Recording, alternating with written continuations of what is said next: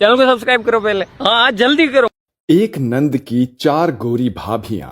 गांव का चौराहा सुबह सुबह ही चहल पहल से भर चुका था।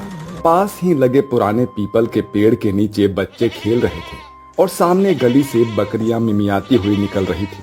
लेकिन सबसे ज्यादा भीड़ तो उस हैंडपंप पर थी जो पूरे गांव की औरतों का ठिकाना बना हुआ था। हैंडपंप से पानी भरने का काम कभी सीधा सादा नहीं होता था, बल्कि यही चैनल को सब्सक्राइब करो पहले, हाँ जल्दी करो। ही वो जगह थी जहां गांव की औरतें अपना सारा सुख दुख, निंदा, प्रशंसा और नए पुराने किस्से बांटती थी। इसी हैंडपंप पर आज सुबह सुबह पहुंची थी संध्या, भाग्य लक्ष्मी की इकलौती बेटी। उसके हाथ में पीतल का एक बड़ा सा घड़ा था, आंखों में थकान और चेहरे पर वही उदासी जो अक्सर रहती थी। जैसे ही वो झुककर पानी भरने लगी, पीछे खड़ी औरतों ने आपस में कानाफूसी करना शुरू कर दिया। अरे देखो तो भाग्य लक्ष्मी की बेटी आई है, कैसी काली कल्लूटी है, बिल्कुल अपने बाप और माँ पर नहीं गई। हाँ रे, और सुन तो, कहते हैं भाग्य लक्ष्मी खुद अपनी बेटी को देखना भी पसंद नहीं करती। कहती है कि काला रंग तो अभिशाप है। अब बताओ, अपनी ही औलाद को कोई माँ कैसे नापसंद कर सकती है। बात चैनल को सब्सक्राइब करो पहले, हाँ जल्दी करो। तो सही है बहन, 4 गोरे चिट्टे बेटे हो और ऊपर से एक काली लड़की, ये कैसे भाएगी उसे? और फिर कौन करेगा शादी इससे? कोई मना करेगा तो कहेगी भाग्य लक्ष्मी की बेटी है, लेकिन भला कोई लड़का भी तो देखेगा ना रंग रूप। संध्या पानी भरते हुए सब सुन रही थी। दिल में जैसे किसी ने कांटे चुभो दिए हो। आंखें छलक पड़ी, लेकिन उसने सिर झुकाकर अपने आंसू छुपा लिए। पानी भर चैनल को सब्सक्राइब करो पहले, हाँ जल्दी करो। कर जैसे ही संध्या घर पहुंची, आंगन में खड़ी उसकी माँ ने तेज आवाज में पुकारा, ओ काली, कहाँ मर गई थी? देखती नहीं कितने काम पड़े हैं घर में? घड़ा रखने के बाद तुरंत आकर झाड़ू लगा। माँ, मैं पानी लेने गई थी, थोड़ी देर हो गई। अब मुझसे जुबान चलाने लगी है? तेरे इस रंग के कारण ही लोग ताना मारते हैं, ऊपर से तेरे में अकड़ भी भर गई है। जा, ज्यादा बातें मत। चैनल को सब्सक्राइब करो पहले, हाँ जल्दी करो। संध्या चुपचाप सिर झुकाकर आंगन बहारने लगी। उसके चारों भाई कमरे से बाहर आते हुए माँ से बोले, अरे अम्मा रहने दीजिए, हम भी काम कर लेंगे। तुम सब राजकुमार हो, घर का काम तुम्हारे लिए नहीं है, ये सब करने के लिए ही तो ये काली अभिशाप हमारे सिर पर बैठी है। चारों बेटे चुप हो गए। वो अपनी बहन से मन ही मन सहानुभूति रखते थे, लेकिन माँ के सामने बोलने की हिम्मत नहीं थी। दिन बीते और एक दिन गांव का पंडित हरिदास भाग्य लक्ष्मी के घर आए। भाग्य लक्ष्मी बहन, तुम्हारे चारों बेटों के लिए अच्छे अच्छे रिश्ते लेकर आया हूँ। चारों परिवार अमीर और नामी है। लड़कियां गोरी चिट्टी सुंदर और घर गृहस्थ से निपुण है। भाग्य लक्ष्मी के चेहरे पर चमक आ गई। वाह पंडित जी, यही तो मैं चाह रही थी मेरे राजकुमार बेटों के लिए। चैनल को सब्सक्राइब करो पहले, हाँ जल्दी करो। ये राजकुमारियां ही मिलनी चाहिए, जल्दी से उन परिवारों को बुलाइए। संध्या पास ही खड़ी थी। उसकी आंखें इस उम्मीद में उठी कि शायद इस चर्चा में उसका भी जिक्र आएगा, लेकिन उसकी माँ ने उसकी तरफ एक बार भी नहीं देखा। कुछ ही दिनों में शादियों की तैयारियां शुरू हो गई। घर के आंगन में हल्दी, मेहंदी और संगीत के रंग बिखरने लगे, लेकिन इन सारे उत्सवों में संध्या को शामिल होने की मनाही थी। अगर ये काली कहीं रस्मों में दिख गई तो अपशगुन हो जाएगा। इसकी सूरत से ही तो मेरा जी जलता है। संध्या छुप छुप कर कोने से देखती रहती। जब उसके भाइयों की बारात निकलने की तैयारी होती, बाहर ढोल नगाड़े बजते और अंदर उसे रसोई में काम में झोंक दिया जाता। गांव की औरतें फिर चुगली करती। अरे भाग्य लक्ष्मी ने तो अपनी बेटी को शादी के मजमे से दूर रखा है, कैसे? चैनल को सब्सक्राइब करो पहले, हाँ जल्दी करो। सा जमाना आ गया है, माँ खुद ही बेटी को अपशगुन मानने लगी है। लेकिन बहुए देखना, सब गोरी चिट्टी आएगी और संध्या बेचारी को तो शायद अपनी शादी का सपना भी नहीं देखना चाहिए। संध्या भीतर से तड़प उठी। एक रात वो अपनी सहेली से बोली, क्या सचमुच मेरा रंग इतना बड़ा अपराध है? क्या मैं कभी खुश नहीं रह पाऊंगी? नहीं संध्या, तू जैसी है वैसी ही सुंदर है, बस तेरी माँ को समझ नहीं है। देखना, एक दिन तेरा असली मूल्य सबको पता चलेगा। आखिरकार धूमधाम से चारों भाइयों की शादी हो गई। ढोल ताशों और आतिशबाजी के बीच भाग्य लक्ष्मी के घर में 4 नई बहुएं आ गई। संध्या दूर खिड़की से देख रही थी। दुल्हनें लाल जोड़े में चमक रही थी। और उनकी गोरी चमड़ी भाग्य लक्ष्मी की खुशी को दोगुना कर रही थी। भाग्य लक्ष्मी ने बहुओं को गले लगाकर कहा, तुम सब मेरी बेटी चैनल को सब्सक्राइब करो पहले, हाँ जल्दी करो। जैसी हो, बल्कि बेटियों से भी बढ़कर। संध्या का दिल उस वक्त जैसे टूटकर बिखर गया। वो मन ही मन सोच रही थी, तो क्या मैं अपनी ही माँ के लिए कभी बेटी नहीं बन पाऊंगी? शादी के बाद जब बारात लौट कर आई तो भाग्य लक्ष्मी का घर 4 नई दुल्हनों की खिलखिलाहट से गूंज उठा। आंगन में हल्दी और गुलाब की खुशबू फैली थी और बहुओं के गहनों की छनक से जैसे घर का हर कोना जगमगा गया। भाग्य लक्ष्मी उनकी आरती उतारते हुए बार बार बोल रही थी, हाय हाय मेरी किस्मत देखो, चारों बेटों के लिए 4 चांद जैसी बहुएं मिली है। अब तो मेरा घर भी महल लगेगा। संध्या को शादी के उत्सवों से पूरी तरह से दूर रखा गया था। वो एक कोने में बैठी बस सब कुछ देख रही थी। जब बहुओं ने अंदर कदम रखा तो उसने मन ही मन सोचा, अब तो मेरी हालत और भी दयनीय हो जाएगी। माँ 4 गोरी बहुएं मिल गई, मेरी क्या बिसात। दूसरे दिन सुबह होते ही भाग्य लक्ष्मी ने बहुओं को कमरे में बुलाया। बहुओं, तुम्हें चैनल को सब्सक्राइब करो पहले, हाँ जल्दी करो। किसी काम की चिंता नहीं करनी है। तुम सब रानी हो, बस सजो सवरो और अपने पतियों को खुश रखो। बाकी कामों के लिए मेरी बेटी है ना। पर माँ जी, घर का काम तो हम सब भी कर सकते हैं, हम तो मिलजुल कर। भाग्य लक्ष्मी ने हाथ उठाकर रोक दिया। ना ना, तुम्हारी कोमल चमड़ी काम के लिए नहीं बनी है, ये सब तो उस काली के लिए है। उसे तो पैदा ही काम करने के लिए किया गया है। चारों बहुएं एक दूसरे का चेहरा देखने लगी। उनके लिए यह अजीब था। अक्सर वो सुनती थी कि सास बहू पर अत्याचार करती हैं, पर यहाँ तो मामला उल्टा था। सगी बेटी ही नौकरानी और बहुएं रानी। इसी तरह से कुछ दिन बीते। एक सुबह कविता आंगन में आई और संध्या से बोली, बहन जरा हमें बताओ ना, ये कुएं से पानी खींचते कैसे हैं? हमें भी सीखना है। आप रहने दीजिए भाभी, आप लोग अपनी सफेद चमड़ी खराब मत कीजिए, ये काम मेरे ही लिए है। नीलिमा पास आई और हंसते हुए बोली, अरे सफेद गोरे का चक्कर छोड़ो, हम सब बहनें हैं, क्यों अलग करती हो हमें? संध्या ने गंभीर स्वर में जवाब दिया, आप लोग नहीं समझेंगी, मेरी अपनी माँ ने मुझे नौकरानी बना कर रखा है और आपको राजकुमारी। मैं आप सबको भी उसी जैसी औरतें समझती हूँ। सुरभि दुखी होकर बोली, नहीं संध्या, हम तुम्हारी तरह सोचते हैं। हमें भी अजीब लगता है कि माँ जी तुम्हारे साथ ऐसा व्यवहार करती है। संध्या ने घड़े में पानी भरते हुए कहा, आप लोग बस कहने को चैनल को सब्सक्राइब करो पहले, हाँ जल्दी करो। बोलती हैं, असलियत मुझे पता है। और वो झटके से वहाँ से चली गई। शाम को जब चारों बहुएं रसोई में गई तो भाग्य लक्ष्मी दौड़ती हुई आई। ए क्या कर रही हो बहुओं? तुम्हारे हाथों में हल्दी मेहंदी लगी है, चूड़ियाँ चमक रही है और तुम सब प्याज काट रही हो। छोड़ो ये सब। संध्या, ए संध्या, आकर बहुओं के लिए सब्जी काट। संध्या मन मसोक कर भीतर आई और काम करने लगी। बहुएं हंसी रोक न सकी। रश्मि धीरे से बोली, माँ जी, अगर हमें बस सजना संवरना है तो हमें रोज कोई फैशन शो भी भेज दिया कीजिए। क्यों नहीं, मेरा घर ही तुम्हारा मंच है।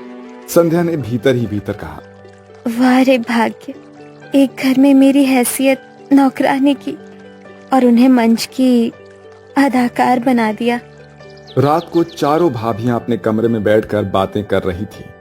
तुम लोगों ने देखा माँ जी संध्या के साथ कितना कठोर व्यवहार करती हैं। हाँ, और संध्या भी हमें अपनाने नहीं देती, सोचती है हम सब उसके खिलाफ हैं। हमें धीरे धीरे उसका विश्वास जीतना होगा। बिल्कुल, हमें संध्या को ये जताना होगा कि हम उसकी सगी बहनें जैसी भाभियां हैं, दुश्मन नहीं। चारों ने मिलकर ठान लिया कि वो संध्या का साथ देंगी, चाहे उसकी माँ को अच्छा लगे या बुरा। गांव का बाजार उस दिन बहुत चहल पहल से भरा हुआ था।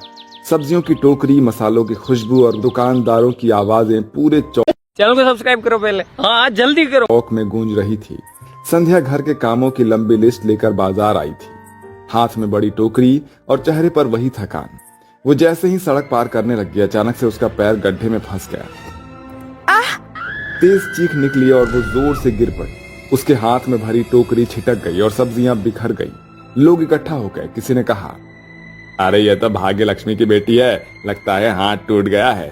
संध्या दर्द से करा रही थी। किसी तरह से लोग उसे घर पहुंचा दिए। जैसे ही चारों भाभियां दौड़ कर आई, उन्होंने देखा कि संध्या का हाथ सूज गया है। हे भगवान, ये तो फ्रैक्चर लग रहा है। जल्दी डॉक्टर को बुलाओ। भाग्य लक्ष्मी पहले तो चुप रही, जैसे उसे कोई फर्क ही नहीं पड़ा, लेकिन भाभियों की भाग दौड़ देखकर वो भी सोच में पड़ गई। डॉक्टर ने आकर पट्टी बांधी और कहा, हाथ टूट गया है, कुछ हफ्ते तक कोई काम नहीं हो पाएगा। अब तो अम्मा और भी नाराज होंगी। काम कौन करेगा? रश्मि उसका हाथ थाम लेती है। काम की चिंता मत करो संध्या, अब से घर का हर काम हम चारों मिलकर करेंगे, तुम बस आराम करो। संध्या हैरान होकर बोलती है, लेकिन माँ जी को जो कहना है कहे, हमें तेरी तकलीफ ज्यादा बड़ी लगती है। अब हर सुबह कोई भाभी उसके लिए गर्म दूध लाती, कोई उसकी पसंद का खाना बनाती, कविता तो रोज उसका बाल तक संवार देती, नीलिमा किताबें लाकर कहती, पढ़ ले बहन ताकि मन लगा रहे। संध्या को ये सब सपने जैसा लग रहा था।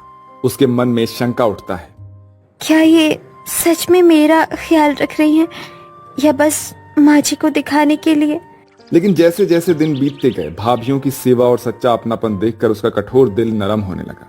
एक रात संध्या रोते रोते बोली, मैंने तुमको सबको माँ जैसा समझा था, सोचा तुम सब भी मुझे नीचा दिखाओगी, लेकिन तुम सब तो सगी बहनों से भी बढ़कर निकली। रश्मि ने उसके चैनल को सब्सक्राइब करो पहले, हाँ जल्दी करो। आंसू पोंछते हुए कहा, बहन, रंग रूप से इंसान की पहचान नहीं होती, तू हमारे लिए परिवार की जान है। फिर चारों ने एक साथ कहा, अब से तू हमारी ननद नहीं, हमारी प्यारी बहन है। भाग्यलक्ष्मी ये सब दूर से देख रही थी। उसके भीतर पहली बार पछतावे की आग जली। वो रात को संध्या के पास आई, उसके सिर पर हाथ फेरते हुए बोली, संध्या, मैंने तुझसे बहुत अन्याय किया है। माँ होकर भी तुझे बेटी का दर्जा ना दे सकी, माफ कर दे मुझे। संध्या की आंखों से आंसू बह निकले। उसने कहा, अम्मा, मुझे और कुछ नहीं चाहिए, बस एक बार माँ बनकर मुझे गले लगा लीजिए। भाग्यलक्ष्मी ने भर भर कर उसे सीने से लगा लिया।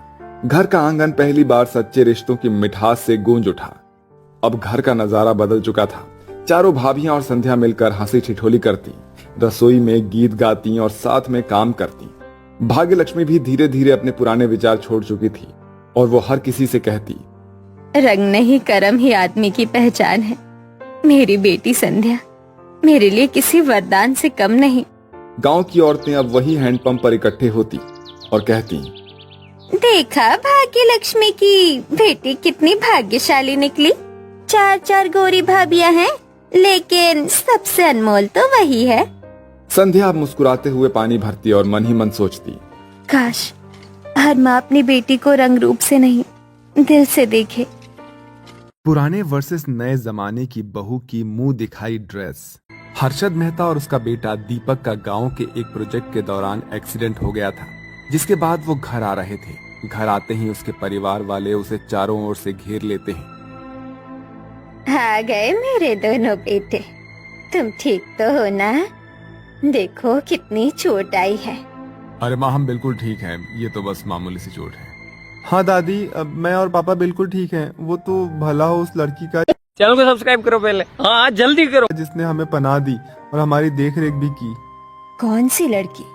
हाँ, किसने आखिर तुम्हारी मदद की? यहाँ तो अपने भी आजकल साथ छोड़ देते हैं, तो फिर उस बेगाने गांव में कौन सहारा मिल गया? अरे माँ, बहुत ही नेक दिल की लड़की थी, सर्वगुण संपन्न, बहुत ही शालीन शांत स्वभाव की। सच बेटा, आजकल ऐसी लड़की का मिलना बहुत ही सौभाग्य की बात है। क्या माँ जी, आप भी उस लड़की को लेकर बैठ गई? छोड़िए ना। नहीं ममता, माँ ने बिल्कुल सही कहा। आज के समय में ऐसी लड़की का मिलना बहुत मुश्किल है। वो जमीन से जुड़ी हुई लड़की है और संस्कारी भी है। हाँ माँ, जब हमें वहाँ पर खाने को कुछ भी नहीं मिला तो उसने हमें बहुत प्यार से खाना पूछा, और जब मैं उसके हाथ का चूल्हे का खाना खाया ना, तो दादी आप मानोगे नहीं, आपके बनाए हाथ के खाने का जादू भी उसके हाथ में था। ये तो बहुत ही अच्छी बात है। अरे, मुझे ये समझ में नहीं आ रहा, आप लोग कहना क्या चाहते हैं? अरे भाग्यवान, मैं कहना ये चाह रहा हूँ कि वो लड़की हमारे दीपक के लिए बिल्कुल ही परफेक्ट है। हमें ऐसी लड़की की ही तलाश थी जो पुराने जमाने की ही हो, जो तौर तरीके समझती हो, परंपराओं का सम्मान करना आता हो जिसे। आप ये कैसी बातें कर रहे हो? नहीं, ये नहीं हो सकता। वो गरीब गांव की लड़की और पुराने जमाने की इस घर की बहू नहीं बन सकती। बहू आज के जमाने की मॉडर्न ब्यूटीफुल होनी चाहिए, जैसा कि मैं चाहती हूँ।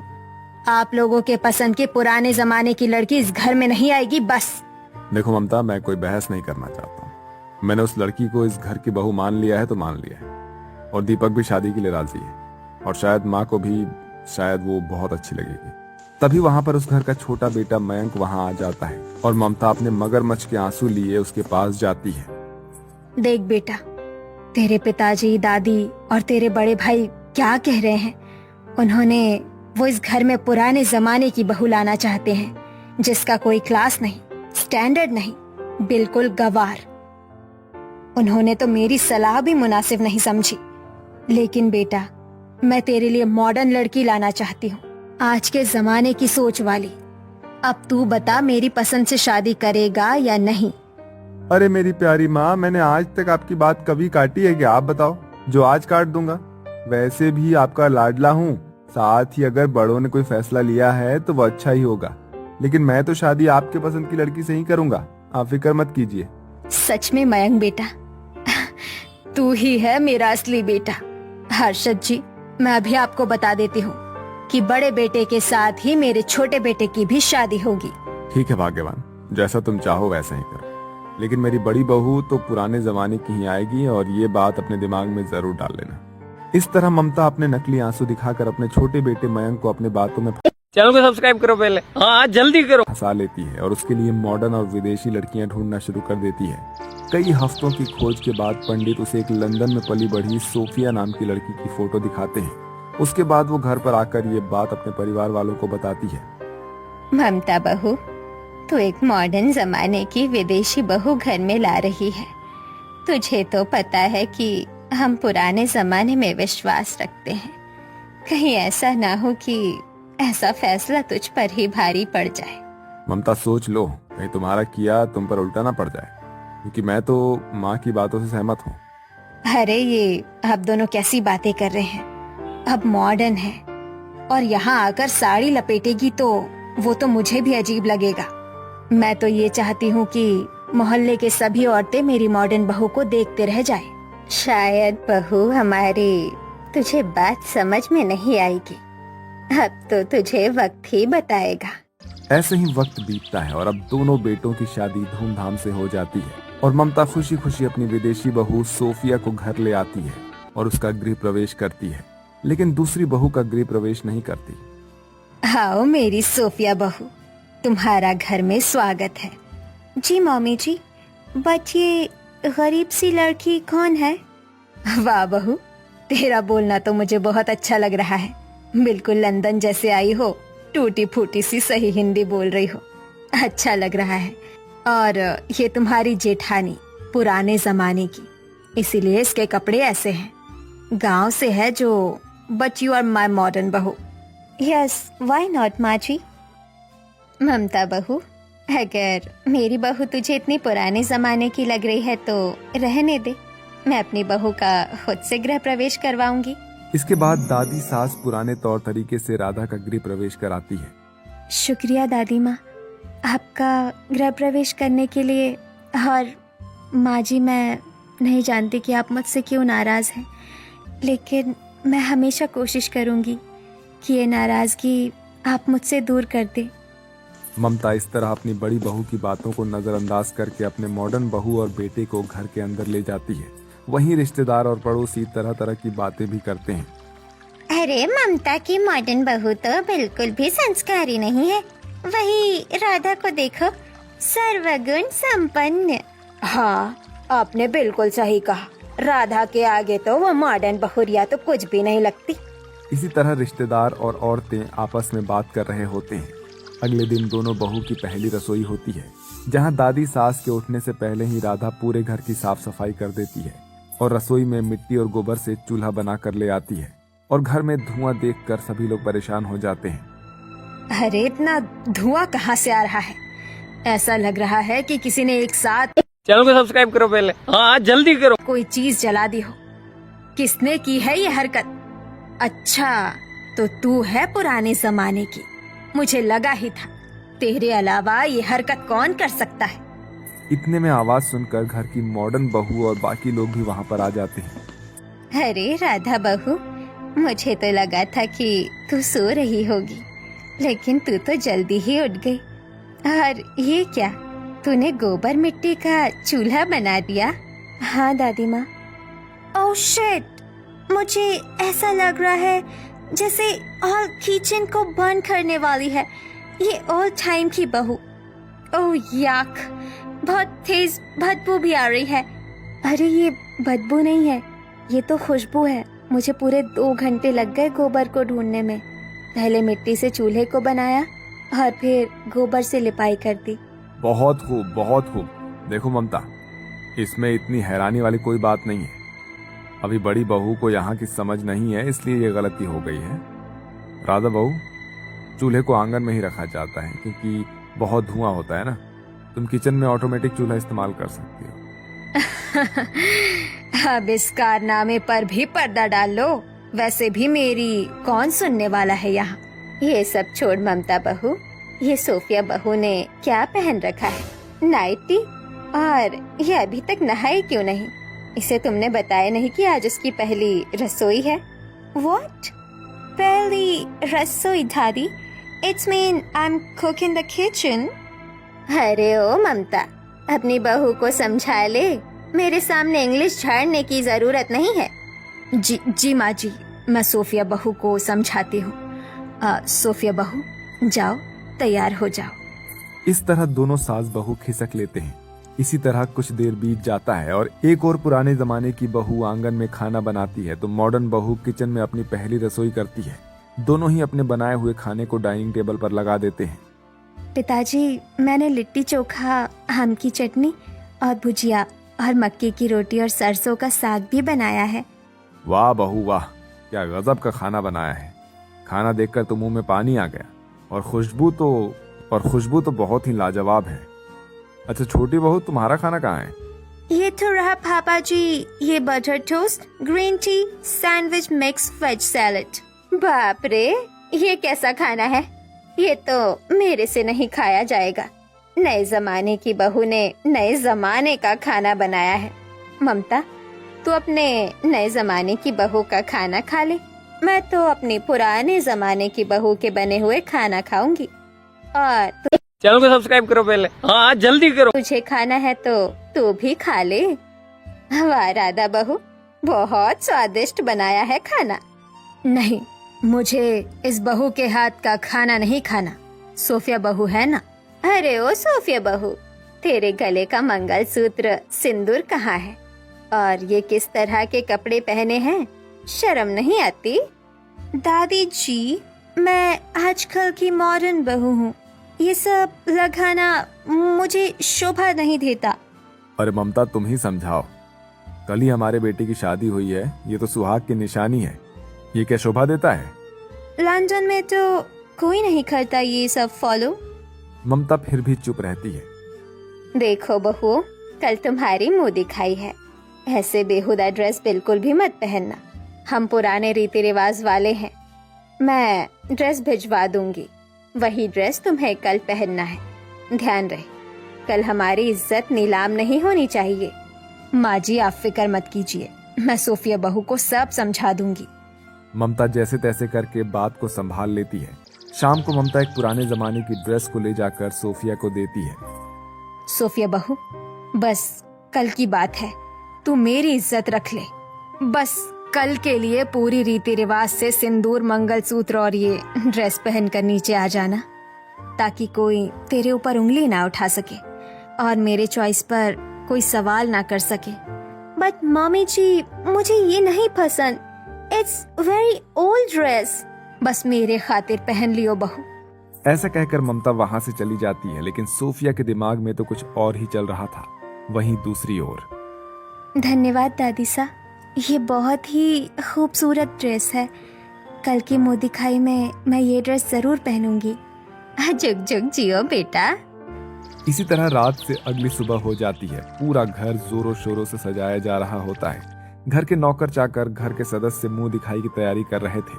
इसी चैनल को सब्सक्राइब करो पहले, हाँ जल्दी करो। प्रकार से मुंह दिखाई का समय आ जाता है, जहां सोफिया एक मॉडर्न ड्रेस में चलकर पार्टी हॉल में आती है, जिसे देखकर लोग तरह तरह की बातें बनाने लगते हैं। अरे सोफिया बहू तो बड़ी बेशर्म है।